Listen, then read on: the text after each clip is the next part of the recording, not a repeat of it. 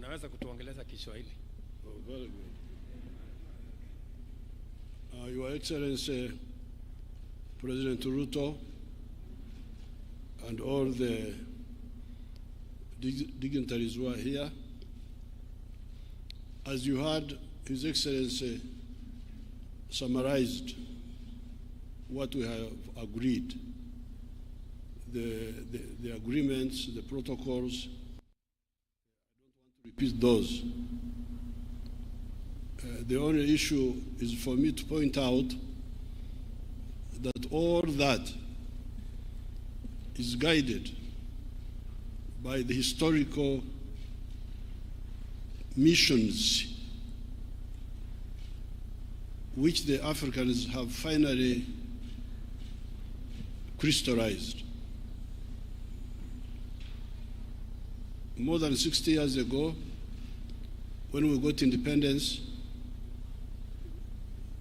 we did not harmonize properly on the historical mission beyond liberation. There was talk that time of uhuru na umoja, but it was not deeply disassembled. What did uhuru na umoja mean? That's why, therefore, we have lost 6 decades. And as you can see in Africa, we have got so many problems. The collapse of state authority in so many countries. This is not accidental. This is really, this was inevitable and it was predictable. But now, I can see that people are beginning to, a cluster of actors, including His Excellency, President Ruto, and other actors are beginning to see the way forward. And really the historical missions, according to we who have been in this for long, after many years, as a student movement, as a liberation movement, we detected those three historical missions. Historical mission number 1 is prosperity. How do you create prosperity for people? When we studied this, we discovered that you could not create prosperity through aid, that somebody else is aiding you, and you think you will create prosperity. And we discovered that you could not create prosperity by abstaining from the modern economy, because part of the problem in countries like Uganda, which are endowed with a lot of natural resources, is that many people were outside the money economy.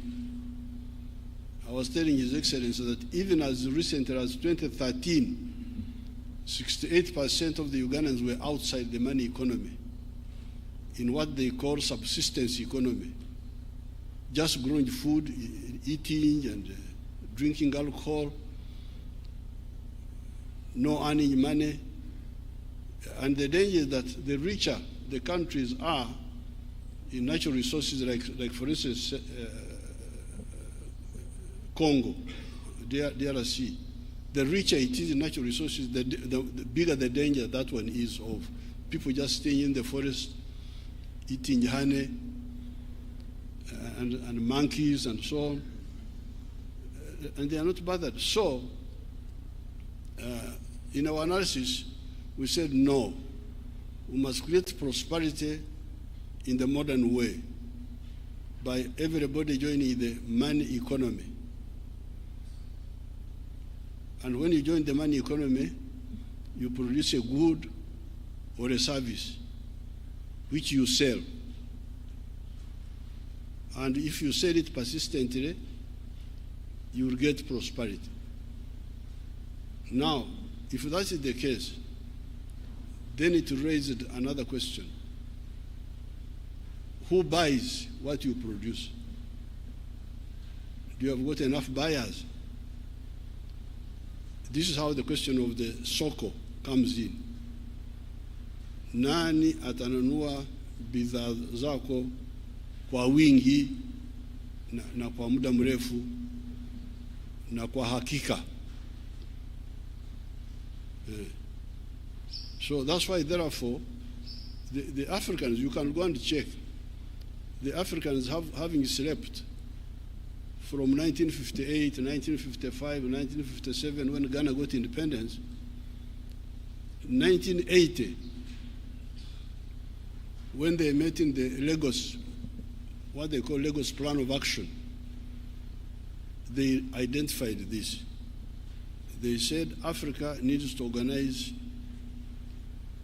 the market of Africa, to integrate it. The fragmented market of Africa will not help us. That's how they evolved. In 1980, you can see almost more than 20 years since independence. This was the first time they started talking about the economic integration as a stimulus for creating prosperity. So therefore, when His Excellency invites me here and we meet here, and all these agreements we have agreed, they are consolidating that point of ensuring the prosperity of our people by assuring them of a reliable, big market.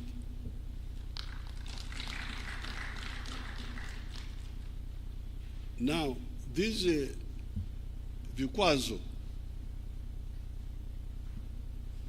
are not good for the common market.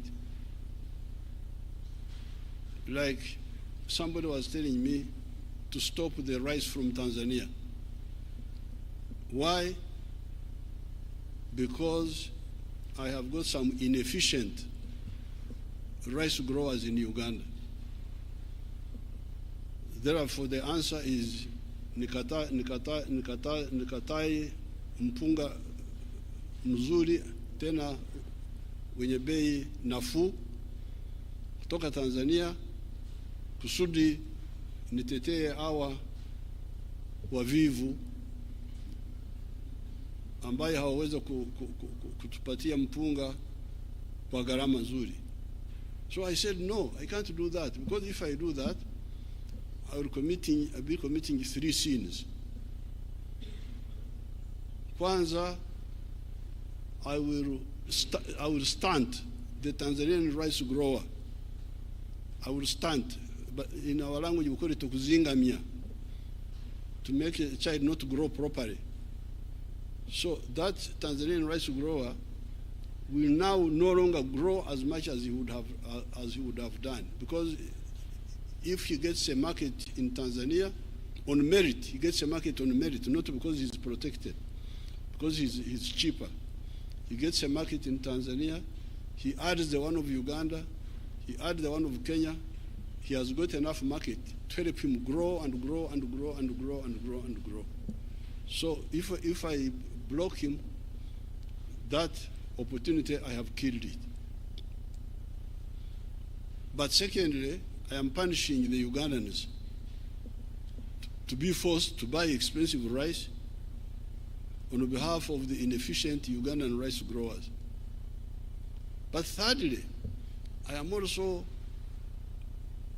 okulemaza. If you understood our Bantu dialects there, okulemaza is to cripple, to render disabled somebody, my own rice growers, because if I protect them, they will not struggle to become efficient.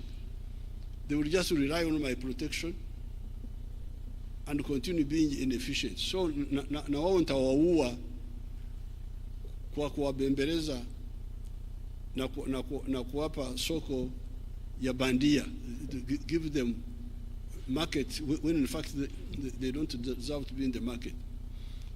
So when a child is growing up, in our tribes there, and the child is beginning to stand up. They stand up and fall down. So in our tribes there, in Baganda say, Bagamba Tia Baganda, Tengerera, Tengerera, Tengerera. The child is standing and falling. You encourage him to stand up. You don't say, fall down and stay there. I don't know how the Waswahili and our Kikuyu here say that. When the child is young and trying to stand up, you say, you encourage him to continue standing. You pray standing. So I don't want to mislead my inefficient. For instance, the sugar growers in Uganda, they are inefficient because they are growing sugar on a high altitude. Uganda is a high altitude. It is more than 1,000 meters above the sea. And apparently, sugar cane does not yield much sugar when it is in a high altitude. It yields sugar better when it is near the ocean. I hear they recover only 8% of the sugar cane, while these other ones can go up to 14, 15, I don't know what. Brazil, you can check. Yeah? So we should tell our sugar people to shift. There's another part of Uganda where they can produce sugar better, which can give a higher yield. So this is point number one, integration about prosperity. You can have a rich part of the world which is poor because it is badly organized. Latin America. Latin America, those countries of Latin America, they have got more natural resources than the United States of America. They have more forests, bigger rivers, the Amazon, more minerals. But why are they miserable? Because they are so badly organized that you can't succeed in the business. You are in a small country, El Salvador, Nicaragua, Honduras, 3 million people, Haiti, I don't know what. They are rich in presidents, rich in ministers, rich in ambassadors, but poor in everything else. In the United States, North America, there are only 3 countries there: Canada, United States, and Mexico. The whole continent, only 3 countries. Latin America, I don't know how many there are with the Caribbean. They are as rich in countries as us. Even here we are rich in countries, so Republic of this, Republic of that, but poor in everything else. So this integration is to fight the battle of prosperity. You should understand this. Because if somebody is efficiently producing something, and we support him, he will grow and grow and grow and grow and grow. And another one from Uganda will also grow in something else. Another one from Tanzania. Through, they used to call it, I don't know whether they are still teaching it in the universities. It was called comparative advantages. It was being taught in the universities. I don't know whether they are still teaching it. That we specialize according to comparative advantages. But they just talk about it in the classroom and it ends there. So this is number one. And that's why we support COMESA, which was a building block to the African continental market. But now, you can have economic prosperity, but you remain weak. When Hitler overran Europe, some of those countries were developed. Belgium, Denmark, even France was developed, but it was overrun by Hitler. So, apart from prosperity, there is the issue of strategic security. How can Africa be strategically secure? How can we be strategically secure? Now we are here Some people have gone to the moon. Here, we are here on Earth here. Some people are on the moon, they are looking at us. Like insects, like when you are looking at, there are these insects which eat sugar. You are just looking at them. They don't know that you are looking at them. Anytime you can spray them with the insecticide and they die, they don't even know. It's a good thing, it is also a good thing to be ignorant. Because when you are ignorant, you are not worried. You can die comfortably. But how can we have this imbalance? The Americans have gone to the moon. The Russians went there. The Chinese have gone. The Indians have gone recently. We are the only ones here now. But now the question is, can Uganda afford to have a space program which takes us to the moon, even if we are a developed country? Because UK is a developed country, and France, but they have not been to the moon. They are still here with us. UK, all those, they are here.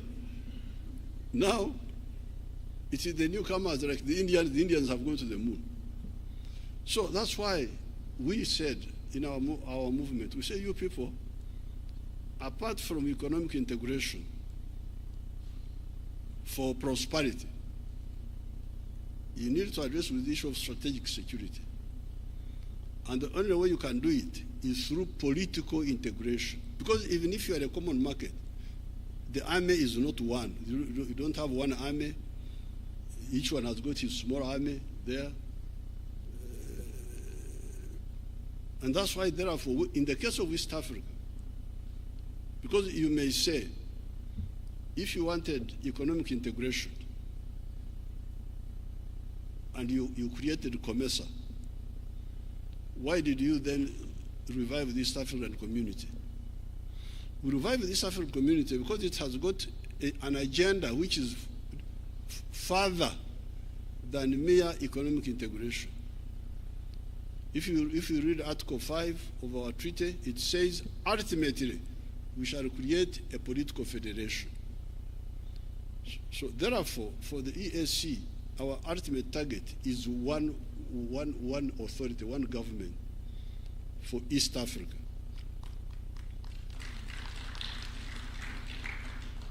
And the logic for it is that while you may handle economic prosperity with just mere economic integration, which is also not easy, because when you are different countries, you can see how long it takes.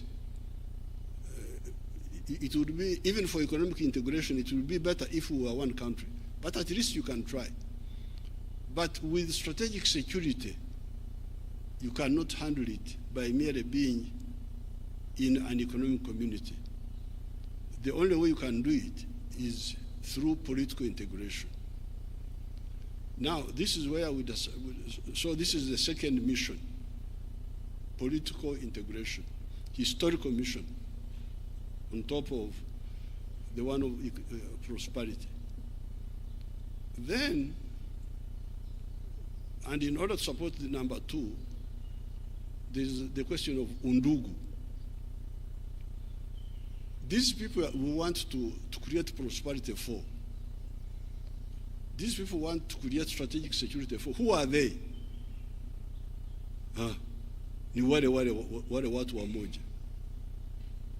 Waganda, Wasamia, wa Uganda na wa Kenya, Wateso, Waluya, unakwenda mbale wanawaita Bagisu, unakuja Cheptais wanawaita Wapukusu, then you go to the Sabine. Mzee used to like to go to Sabine very much because he knew why he was going there. Because the Sabine, wanasema Takwenya, Suba Takwenya, they are the Karenjin of Uganda, the Karamojong, and the Turkanas who are stealing cows. It's part of the Undugu, steal from one another, but they speak the same language. All these Africans, the Ruos, these Ruos of Kisumu, they come from South Sudan, through northern Uganda. Jaramogi, if you go to Amuru district, you'll find the Ramogi clan there, the one of His Excellency Raila Odinga. They are there. Then my group, when I go to Kisii, I find children there, they call Kwambuka. Kwambuka, what is Kwambuka here? Kwambuka is exactly what it means in my language. The other day I saw a boy who came with Her Excellency, the Chargé d'Affaires, from Giriama, imagine Giriama, near the ocean. The boy is called Karisa. I said, what is Karisa in your language? It means exactly what it means in my language. So, these people, we are begging, please, you people, work for your prosperity. Work for your strategic security by uniting economically and politically. They are the same people. So how can you fail to use this infrastructure created by God for you, free of charge, and you don't use it for the benefit of these people? And moreover, they even have one dialect which is not contested, because the other dialects, Giriyama, Kisii, Nandi, Runyankore, Uganda, those you may have some issue. But we have got a dialect which is not contested. This is Swahili. So we are not like the European Union who don't have a language. When they meet in Brussels, they can't talk. Somebody is talking German, another one is talking, then they, through earphones, by the time you have finished, you are almost deaf. But here, Swahili is not contested. It can be used in the whole of East Africa, the whole of Eastern Congo, the whole of northern Mozambique, the whole of northern Zambia. It is really a gold coin which we have in our hands. So therefore, I'm very happy to be here, to be welcomed by His Excellency President William Ruto, to exactly implement what we missed in 1963. Our leaders would have achieved it by that time, but some of them were diverted, and that's how we got all these hold-ups.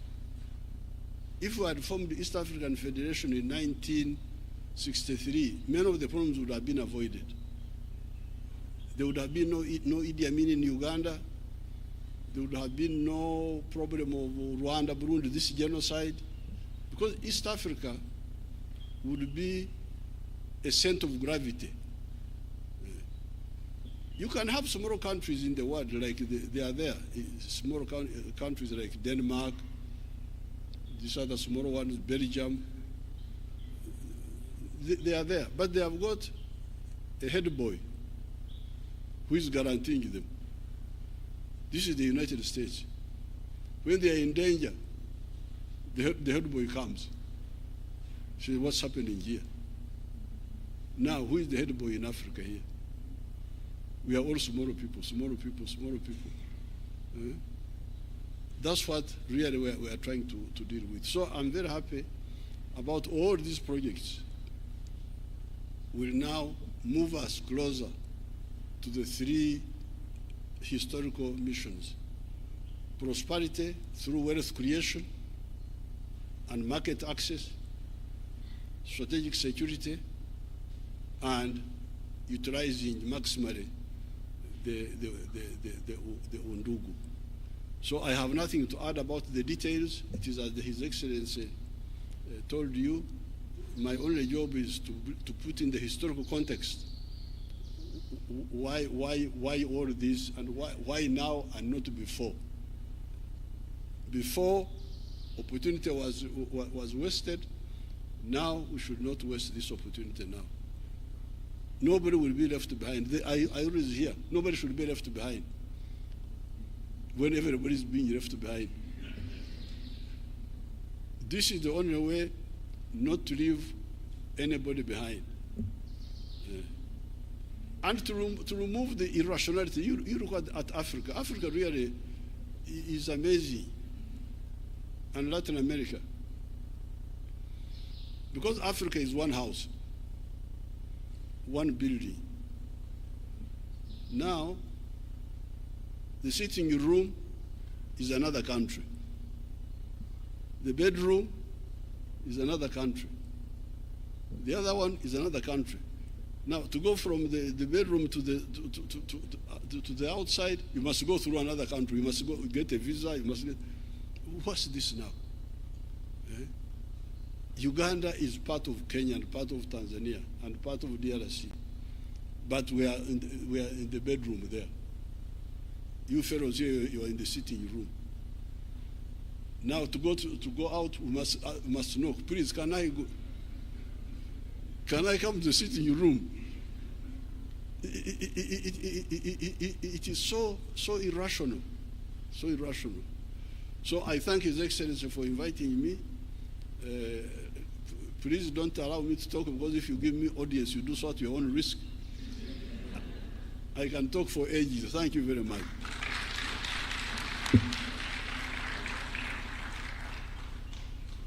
Thank you very much, Your Excellency. And as I said, we always are amazed and thrilled